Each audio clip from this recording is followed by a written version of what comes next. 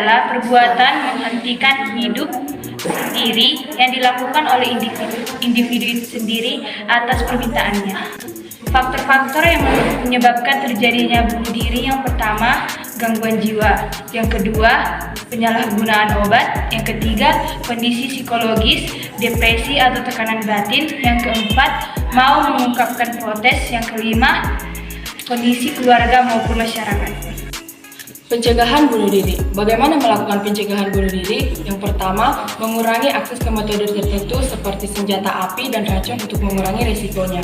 Yang kedua, mengurangi akses ke gas karbon dan penghalang di jembatan seperti kereta bawah tanah. Yang ketiga, pengobatan kecanduan narkoba dan alkohol. Kasus-kasus bunuh diri.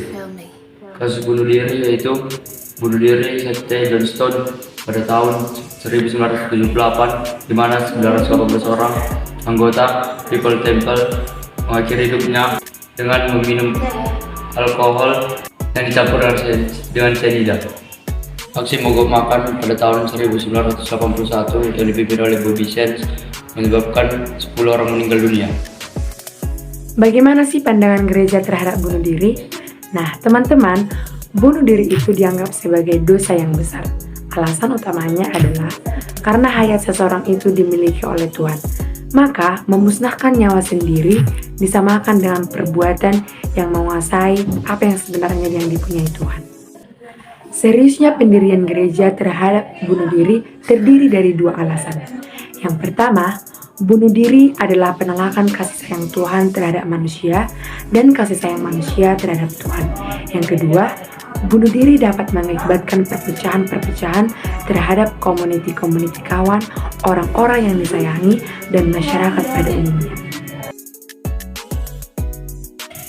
Pengertian eutanasia. Eutanasia merupakan tindakan pemberhentian kehidupan manusia baik dengan cara menyuntikkan zat, atau dengan cara minum pil, atau dengan cara lainnya.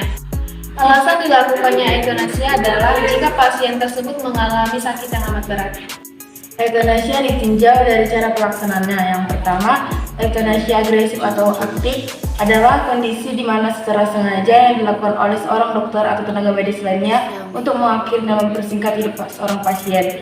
Yang kedua, eutanasia otomatis atau non-agresif, kondisi di mana seorang pasien secara tegas menolak dan dengan sadar menerima pemberian tenaga medis meskipun mengetahui bahwa itu akan mengakhiri hidupnya. Yang ketiga, eutanasia pasif dilakukan dengan cara memberhentikan pemberian tenaga medis yang bertujuan untuk memperpanjang hidupnya dengan secara sengaja.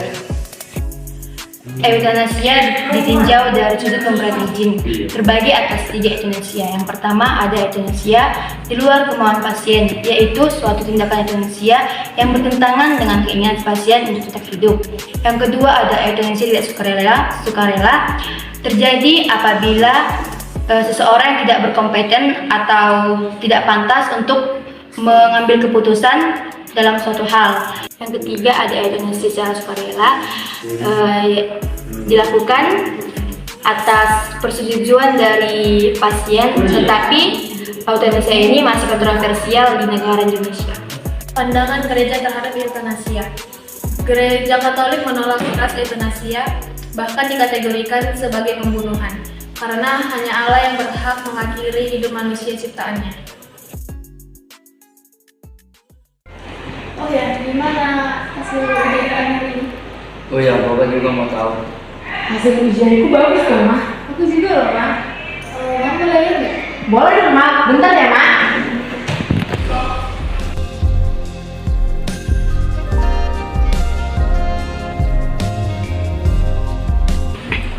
Kita sabar ya mau lihat nilai anak-anak. Iya.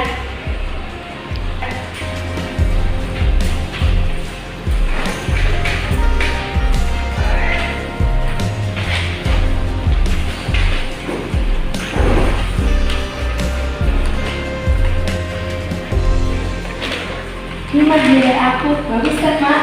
Wah, bagus banget. Kamu juga nih. Rappling juga. Kamu mana? Nilai apa ini? Ya segitu yang bisa aku dapetin. Apa kamu tidak belajar selama ini? Yuk dong kamu berprestasi. Iya nih, dasar anak tolol.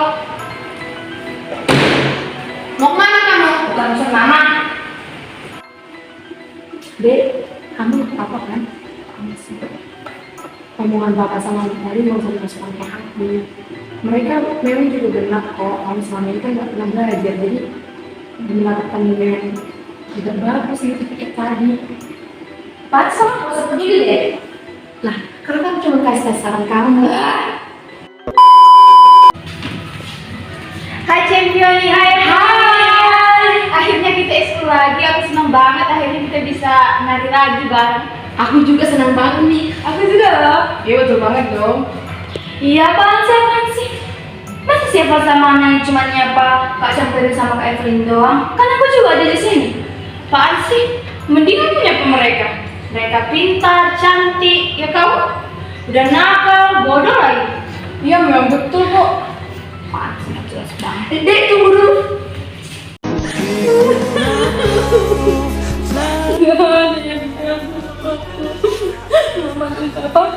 Selalu menyepelekan aku. Namun cinta dalam jiwa hanyalah padamu. Nasma buka pintunya. Ya. Kamu kenapa sama ini? Coba cerita sama aku dulu. Kamu kenapa? Aku ambil minum? Jadi, coba cerita.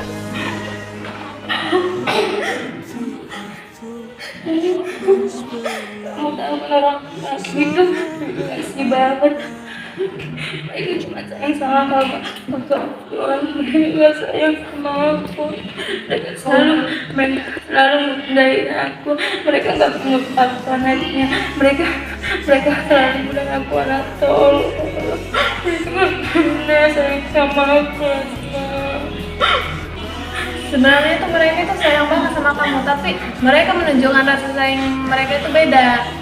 Kamu sih males banget belajar, main-main terus. Kamu sih masih mending ada orang tua yang perhatian sama kamu. Lah aku, mama aku entah kemana, papa aku entah kemana. Oke lah, jangan sedih lagi ya.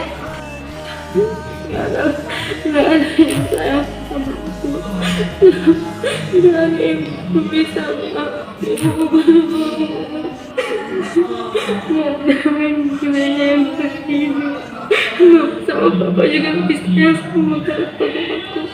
Mereka nggak sayang sama aku. Aku nggak ada gunanya hidup. Aku tahu aku nggak berguna. Aku tahu buat apa untuk hidup. Aku udah gak mau hidup lagi. Aku mau mati aja.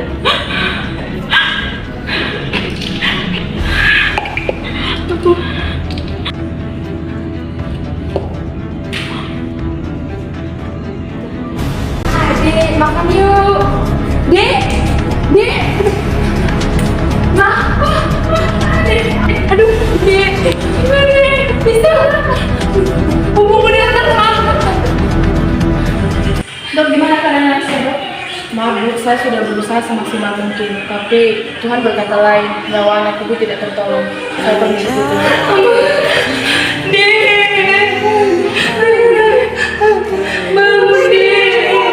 Hanyalah amal bila waktu telah terhenti. Maafin ya, Dek, kalau perlakuan kamu tidak adil. Sampai kamu frustasi dan mengejar yang salah. Aku juga minta maaf ya nak. Memuja asmamu. Mau tahu? Jangan lagi pegang-pegang. Apa mau di kampus kalian sih? Kan aku ngiri kamu pendapat. Kamu juga gak sabar kan?